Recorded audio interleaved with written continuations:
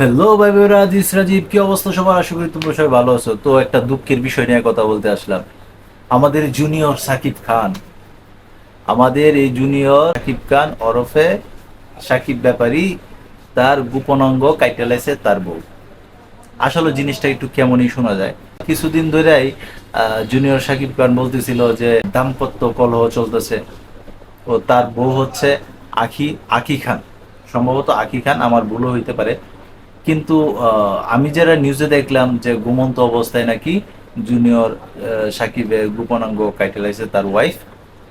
তো এই বিষয়টা খুবই একটা দুঃখজনক একটা বিষয়। যত যাই হোক না কেন, আর কোনো মহিলা যাতে তার স্বামীর কোনো গোপনাঙ্গ যাতে না কাটে, ওইরকম ভাবে হেনস্থা যাতে না করে। তো সাকিবরে দেখলাম যে বিছানার ঢাকা মেডিকেলে শুয়ে কাতরাইতেছে, খুব বাজে একটা করুণ একটা অবস্থা, দেখেও খারাপ লাগে।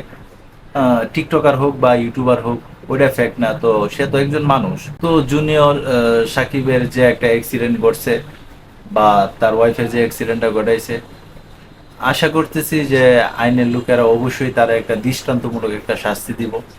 তো এই বিষয়টা শুনে আপনাদের কার কার কাছে কেমন লাগছে অবশ্যই আপনারা কমেন্ট বক্সে জানাবেন। সবাই ভালো থাকবেন, সুস্থ থাকবেন, কাছের মানুষটা ভালো রাখবেন। ধন্যবাদ সবাইকে। আল্লাহ হাফেজ।